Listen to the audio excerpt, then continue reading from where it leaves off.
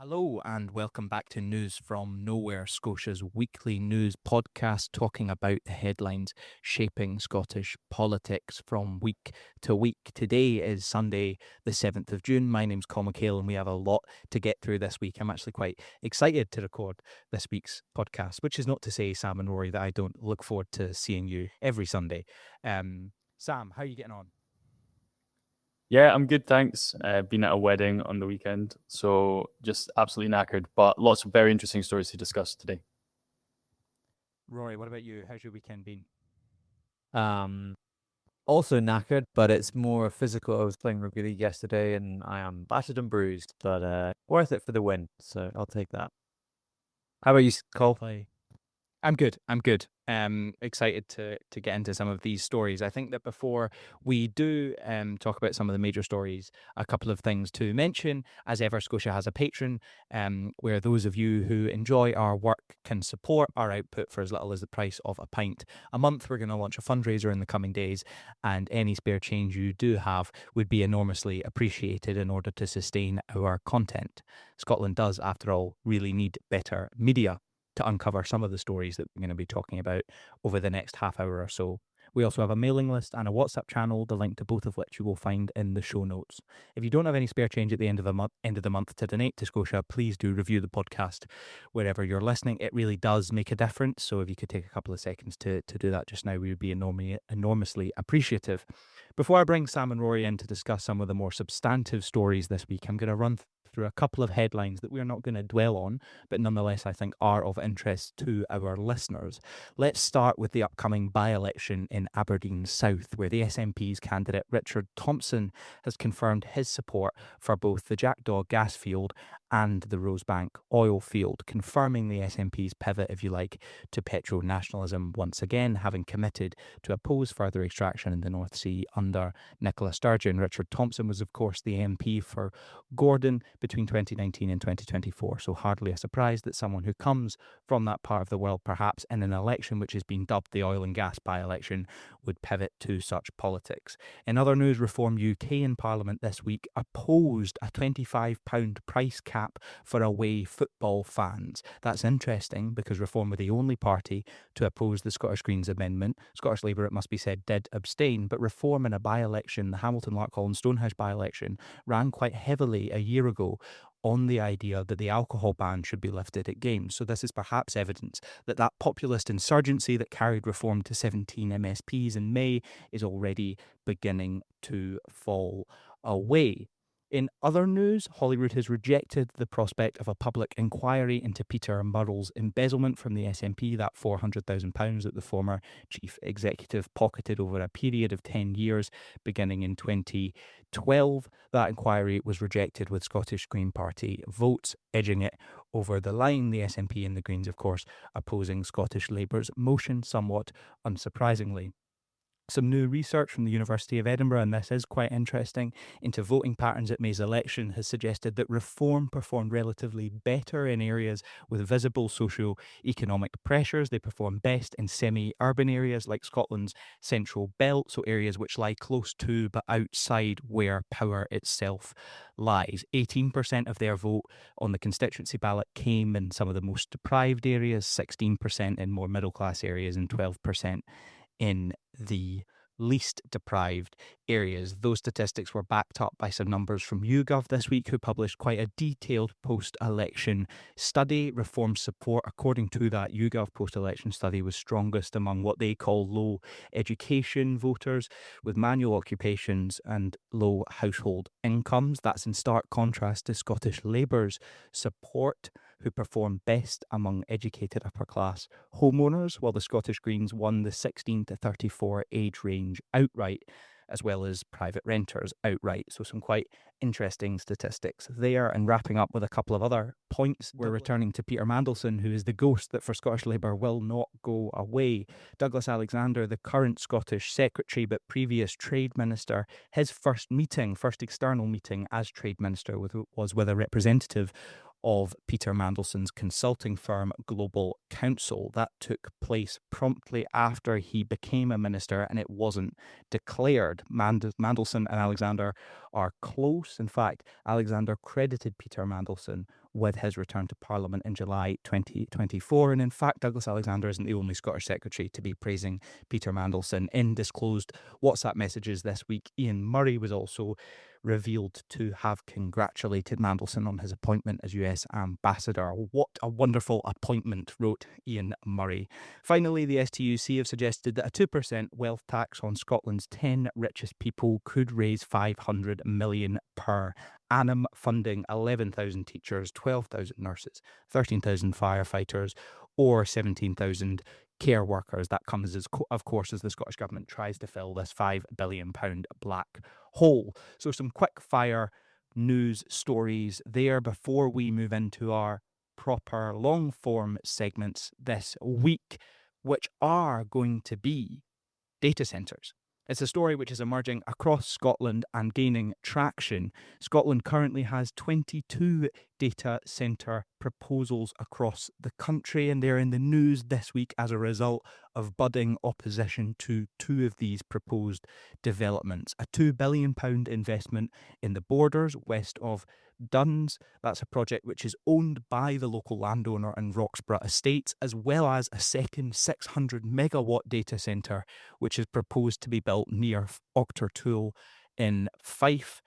The Alliance to Protect Rural Scotland estimate that that data centre would use the same amount of energy in a year as half of Scotland's homes, or 20% of the nation's total energy consumption in a year. It would be one of the biggest data centres in the world, and more than 200 local people attended a meeting to oppose it just this week. So let's talk about data centres. It's something that I haven't had my eye on as much as I should have done, because doing further reading this week, I learnt a lot. Sam, what's your take? This looks like an emergent industrial strategy for Scotland from the Scottish Government and others in alliance with a whole host of bad actors that we should be talking about a lot more than we are. Yes, indeed. And it's an emergent industrial strategy that appears to have come out of nowhere, with very little campaigning on the issue done in this recent election, right? Very poor coverage in the media until these kind of community groups have raised a stushy about the fact that environmental impact assessments are not being made by local by councils before signing off on these projects. And so, yeah, this is clearly a very disturbing development, and the resources demanded by these data centers seem staggering, right? You've already mentioned that proposed center, which could run up to 20% of Scotland's annual electricity usage. But there's also the issue of water required, I think, for cooling the electrical systems. And it seems, from what I've read, that many data centers still use what's called open loop systems. So that means that they draw from mains water and consume enormous quantities of water in order to run these data centers and cool the electrical systems. I think that's the primary usage of the water. Now, that's opposed to closed loop systems, which use the same supply of water and recycle it various times to perform the same function. But from what I understand, not all data centers are closed loop systems, and the closed loop systems is more of an ambition, right? That most data centers will eventually become closed loop rather than open loop and use less water. So the BBC reported that water use by the existing data centers in Scotland has quadrupled since 2021. And in 2025, these data centers used 25 million bottles of water. Then there's the electricity and energy usage, which you pointed out, Coll, and not all of which is necessarily even renewable quite yet, meaning these data centers do have huge kind of carbon imprints. Campaigners are saying that existing data centers, plus those in development, so those 22 that you mentioned, would require 11,000 megawatts of electricity, and that's nearly 3 times Scotland's winter peak demand. And this electricity usage, it seems from evidence that's been gathered from the US, is raising energy costs for consumers nearby these data centers. So some areas in the US where data centers have been established have seen rises of over 200% in energy costs because of the enormous demand for energy demand of these hyperscale data centers. So I just wanted to mention one or two other elements of the discussion. So the UK government has claimed that AI data centers have this kind of special strategic value, right, similar to healthcare and energy infrastructure, and that they merit kind of special status, and that they should be expedited. Their development should be expedited on that basis. But it's not at all remotely clear to me why these projects are supposed to have strategic value, in the same way as healthcare and energy infrastructure, and that they should be protected and expedited on that basis. Because we've yet to see, I think, on a societal level, the strategic value, in particular of AI technology, which a lot of these new data centers would be supporting. And that's not to say that AI technology is not impacting society in various ways. It surely is, right? But the notion that data centers have the same strategic value as like health facilities or wind turbines or grid upgrades, and other essential infrastructure that we need, I think is ridiculous. And I've seen some people conflating, new grid lines or offshore renewables projects, et cetera, and putting them in the same category as these data center projects. They're not the same thing at all, as far as I'm concerned. So I think that has to be noted. And the other thing is I'd like to mention is that, in Scotland, I think we need to learn mistakes from the past about the usage of our natural resources and the usage of our land.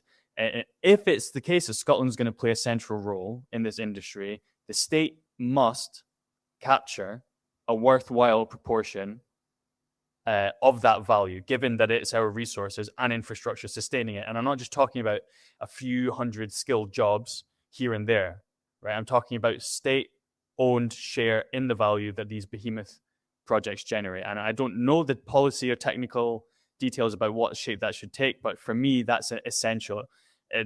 That's a necessity, right? If we're going to engage in this kind of upgrade. And I just wanted to make one final point. I'll finish here. There's an academic called Karen Howe, who's a writer on AI. She wrote a big kind of blockbuster book last year called Empire of AI, I think. She describes the whole AI enterprise as an empire, kind of oligarchic empire. And her assessment is that it's not just an industrial development, but that for its leading figures and overlords, it's very overtly a political project to take political and social power away from both populations and the state.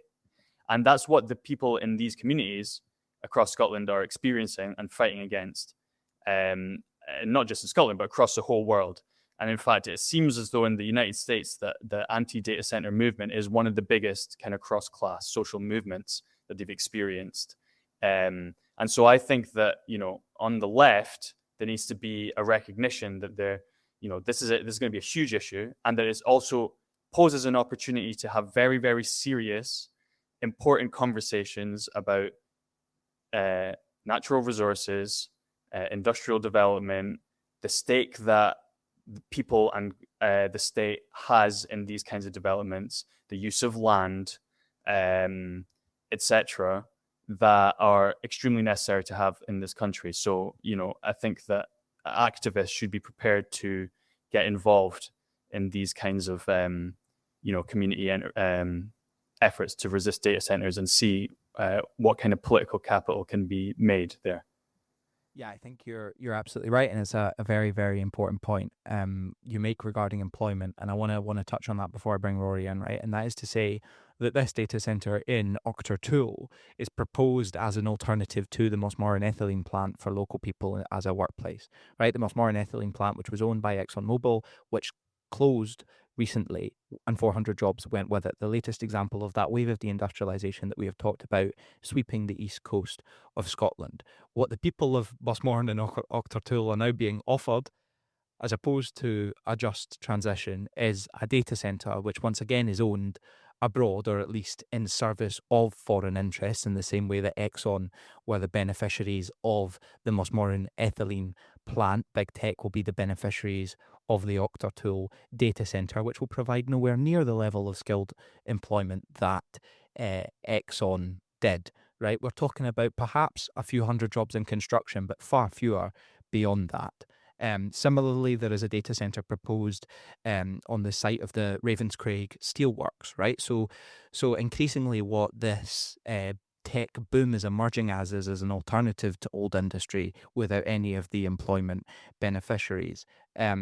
I mentioned Ravenscraig because Lanarkshire has been deemed by the UK government a so-called AI growth zone, and that commitment is apparently backed up by £8.2 billion of private investment. So this is a huge, significant part of the Scottish economy in the years to come, and we're not talking about it at all, nor are we really getting a grip on how to oppose it and generate opposition to, as we said earlier, big tech. Rory, I'll bring you in. Data centres, what should we make of them? Yeah, thanks for that overview, both of you. I think you both really covered the core aspects. For me, the question as I'm sort of looking through my notes is constantly who benefits, really, right? Because the way it currently looks is that it's bad for the environment in terms of the natural land that's used and is often replaced, even if it's on derelict sites. I think in terms of repurposing that, that takes a massive amount of manpower to be able to do. The energy consumption, the water consumption, like Sam mentioned. And then there's this question around the jobs, right? I think the Brookings Institute in America, and this is actually one point, now far be it from me, as ever, to draw from the Americans as the leaders of this, but actually I think they're quite at the forefront of this fight on a lot of fronts, in that it's been quite accelerated, obviously because of Silicon Valley having quite a key role in that in America, so being right on their doorstep. But the Brookings Institute have already done a bit of research into that around sort of communities' concerns. One thing that they find is that data centers do create local jobs, although it's far fewer than the industry advocates actually claim. So when we're talking about Octortool having 120 on-site jobs, 450 in the wider supply chain, and the Lammermuir's development, and it feels so weird for me to be talking about. So Coll, you mentioned Duns. That's where I went to high school, and now it's sort of in this national piece of news, which is just a tiny part of the country. But yeah, the Lammermuir's project having 145 supposed on-site jobs and 250 in the wider supply chain. I think they were talking about 2,000 in construction phase as well. I think these are probably optimistic forecasts based on evidence of how data center construction in mostly rural areas have happened before as well.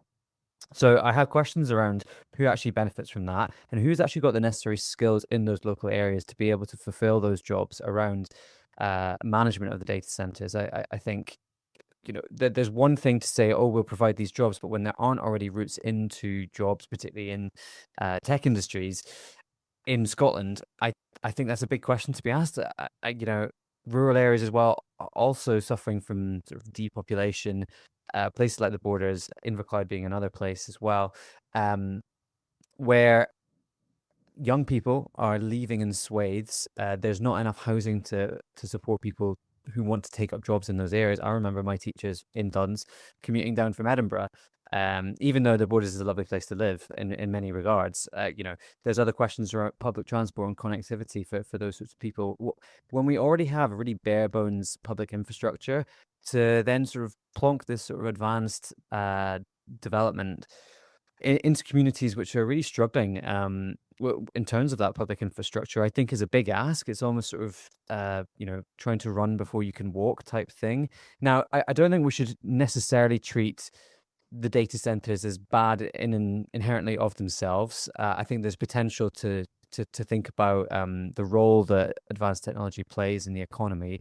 But and I'm thinking about this particularly in the context of the BBC Question Time episode last week that had an all AI advocate panel around about the same time as this essay that Tony Blair wrote around, we can't deny AI. And I think this is really relevant in the context of the data centers is that, okay, we might have to accept some level of development of artificial intelligence as playing a key role in certain economies.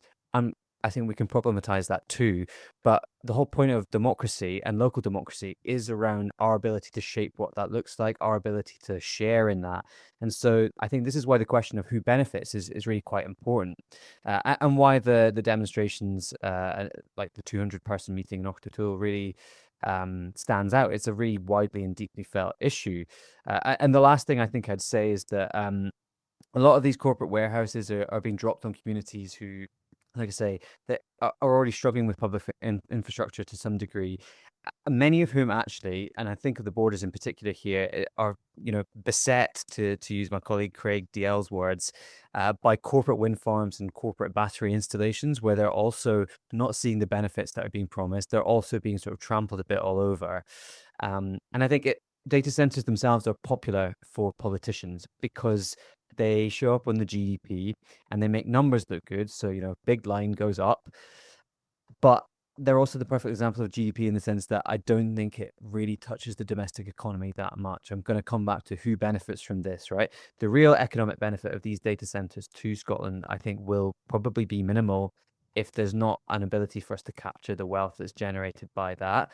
I mean, even thinking about, where the resources are drawn from it, the energy that is used is privatized, right? So let alone the actual produce of the data centers or the profits that are made by it being non-taxable or barely taxable, or the actual profits actually leaving Scotland in that sort of classic inward investment dynamic.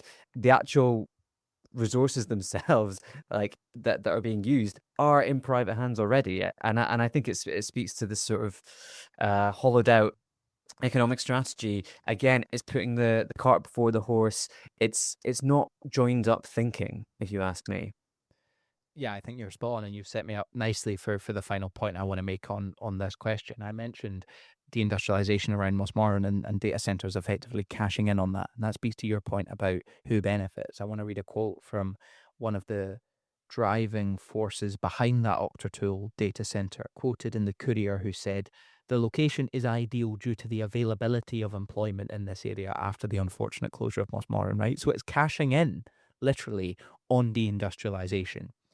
I think there's an important point to make here regarding these 22 proposed data centres. And as you say, Rory, this is Scottish Government policy. It is Scottish Government policy to attract data centres to Scotland as part of the fourth National Planning Framework, which explicitly supports so-called green data centres without providing a definition for what a green data centre is. Now, that's quite incredible when you think about the scale of development that we are talking about across major population centres.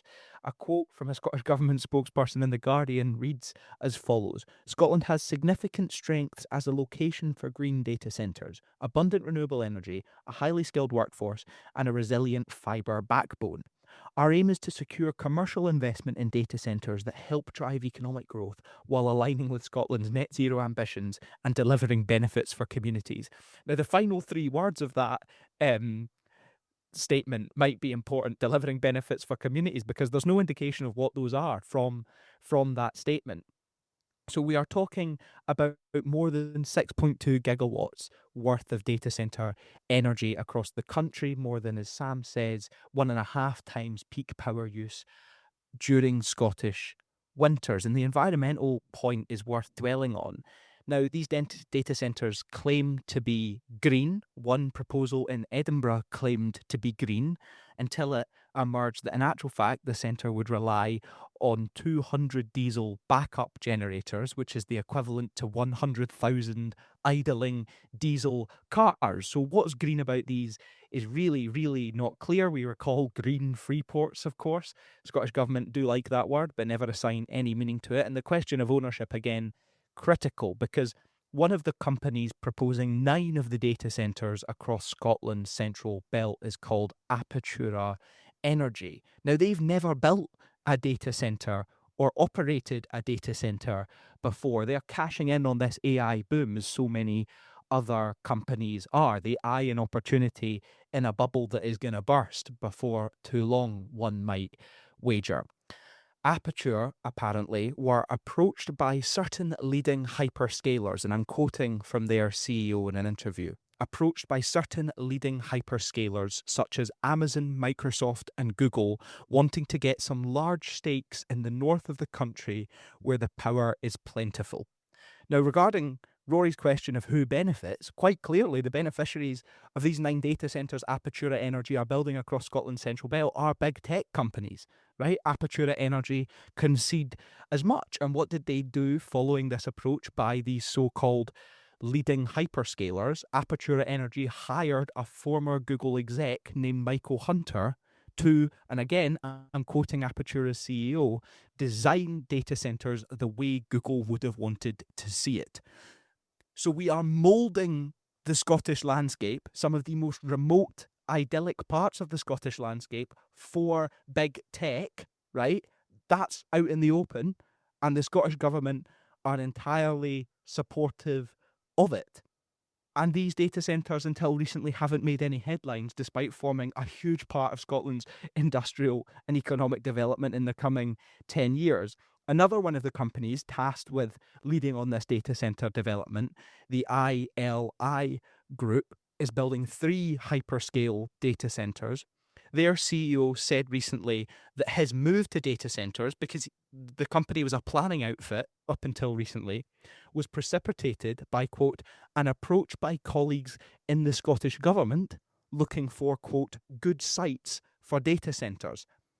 So this is an approach to economic development which the Scottish Government are up to their eyes in, which big tech is up to their eyes in, which stands to offer no benefit to local people, barring some jobs in the construction phase, right? This is a huge, huge story, and talking about it is why media like Scotia is so important. I think it is doubtless an issue that we will return to, but given the time, I think we should move on to our second story of the week, which is a roundup of what's happened in Parliament over the last 7 days, because Holyrood is now back in session following the election, and it's worth keeping an eye on what's going on, particularly because this week the Parliament agreed the 16 committee leads.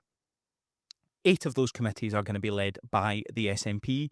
Finance, criminal justice, and public sector reform, crucially, will see the SNP take both the convenership of the committee and the deputy convenership of the committee. Now, it's only the 3rd time that that has happened both on finance, the 3rd time that the SNP have had both positions on the finance committee. Crucial questions here for accountability and how the Parliament operates. The SNP also take on the deputy convenership on the Public Audit Committee for the first time a governing party has done that. So I suppose the question here, Rory, to you first is devolution working? What does this say about parliamentary accountability?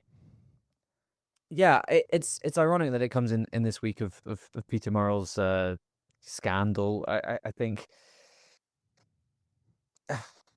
really it says a lot about the SNP's sort of control freakery. Actually, they want to be on top of everything. And again, they also hold the presiding officer role in Parliament. Now, I think Kenny Gibson's taking other steps to reform Parliament and is actually perhaps being a bit more of a change as you might expect from as you might not expect from SNP colleagues. But yeah, I think this is one to keep an eye on. It's important in the context of new legislation that's coming through this week. The SNP are talking about mansion taxes on properties above £1 million being introduced by 2028. They'll be the ones to oversee the implementing of that in the Finance Committee. This private jet tax as well, which they've also acknowledged is actually outside of the powers of devolution. So, yeah, I think the SNP has a weak economic strategy as it is, and so to then, try and shape it through committees with this sort of comfortable palliness, it doesn't feel in the best interest of the Scottish public, for want of a better phrase. And I might just add on top of that, the easiness for which it was for Shona Robertson to say this week in an interview with Callan Gallagher at Scottish Left Review that ministers should be bringing in a land value tax after she's left Parliament. It was then noted in the interview that it was difficult to do in practice, and they would need a comprehensive land register, data gathering on land ownership and value. And I'm reading this and I think, isn't that the whole point of the civil service. I think you guys have lost an understanding of how governing, how administration works, and perhaps this is what is reflected in the governing of the committees. And it's long been talked about how poorly run the committees in Parliament are, and perhaps this is where Kenny Gibson might play a reformist role. That's something that we'll see, but we already know about the SNP's hollowing out of the civil service in terms of contracting things out to KPMG or Deloitte or whoever, whichever acronymed consultancy firm you like, to design services. And again, like the mansion tax, it's another banding. It's not actually reforming the underlying problem of wealth distribution in the country. And taking that again in the context of the data centers around the generation of wealth in the first place, like there's only so much money that I guess that can be flowing in the economy, right? And when you're not creating that and it's being extracted, the question again I would come back to is who benefits. And I think all of this, like connecting up the dots of the S&P's economics and the S&P's administration, because they're both linked, indicates a real lack of just, one, any coherent ideology, two, any coherent ability to address the problems that are happening in Scotland's economy, and three, some level of fear over that being exposed in committees. Sam, what have you noticed come up in Parliament this week which is worth dwelling on? Well, I think that you actually covered a lot of the headline stuff in your introduction. I think the Greens voting against an inquiry into the moral collection is of note. You don't really see how they can politically justify it from a political perspective, although excuse me, you don't really see how they could justify it from like an ethical perspective, although from a political perspective you can see why they're doing it, because they're trying to stay on side so that maybe the SNP will go to them for help with legislation here and there, and they can say they've had input. I think that the Parliament also voted in favor of transferring energy powers. Am I correct about that? Just a couple of days ago, just before the weekend, I think. So that's something that we'll need to keep an eye on and probably come back to. Just in terms of the kind of the committee positions issue, it should be clear that the SNP should not be trying to expand their control over these kind of key bodies, given that their presence in the Parliament has diminished compared to 2021. But I think just overall, this development is kind of more evidence, I think, of one of your core theses, Coll, about the decade-spanning dominance of the SNP in Holyrood, which is this notion that you can kind of see the increasing blurring of the lines between party and the kind of administrative functions of the state, and an increasing risk of kind of official and ideally neutral state functions becoming kind of captured and maybe politicized in that way. Now, I know committees are not necessarily supposed to be neutral because they're staffed by politicians, but I think that this particular issue is more evidence of that argument of yours, Coll. And it's not exclusive to Scotland. I mean, it's just something you can expect to see anywhere where one political party kind of administers these state functions over the course of a full generation, right? Yeah, I think this does speak to an increasing insecurity actually within the SNP regarding some of these questions, right? The party is not as resilient as it once was, therefore controlling more committees, particularly committees where controversial questions regarding the public finances are likely to be raised, is a necessary step to cement the party's authority, given that that authority cannot be derived in the way that it could have been 10 years ago, for example, from an entirely rock-solid political base. Now, it's not to say the SNP's base isn't rock-solid, because we know that it is in part, but it's certainly weaker than where it was 10 years ago. I want to dwell on this for a minute just with regards to the Public Sector Reform Committee, right? Because we know that public sector reform is central to the SNP's governing agenda. We know that it's going to cost 18,000 jobs, largely. Now, you are going to have a situation where the political project of the SNP to cut 18,000 posts through quote-unquote efficiency savings is going to be judged by a committee which is both convened by the party of government and convened, in the event the convener can't attend, by the party of government. All of that will happen in a parliament which was supposed to be more democratic and more accountable than Westminster, that was supposed to be the parliament of the people of Scotland, where light would shine in, as Edwin Morgan wrote in that poem that we reference so often on this podcast in 2004. I think that this is a serious, serious insult to the people of Scotland regarding democratic accountability, right? Because this is a huge agenda in terms of the parliament. It's a huge agenda in terms of what it means to folk, not least the 20,000 who are going to lose their jobs. And yet the scrutiny assigned to it is going to be minimal because it will come from within the tent of the governing party, and that is a real shame, I think. And as Rory said, and I think it's a really salient point, it's not just a real shame from a political perspective, it's a real shame from the point of view of democratic renewal, right? We know that the Scottish Parliament has not made good legislation of late. We know that the last session of Parliament was littered with undeniably bad quality bills, and yet that process is likely to be cemented by a committee structure stacked in favour of the governing party who's authoring those bad quality bills. That's a poor state of affairs to find ourselves in, and it speaks to the importance of media like ours, and I suppose that's a nice note to end on at the 37-minute mark this week. It's been a fascinating conversation. I think lots of it we will need to return to, perhaps in longer form, on Nest of Fearties, particularly that data centres question. If you've enjoyed the podcast, you know where to find us on Patreon. Drop us a review. Thanks to Rory and Sam for coming on, and to you for listening. See you soon.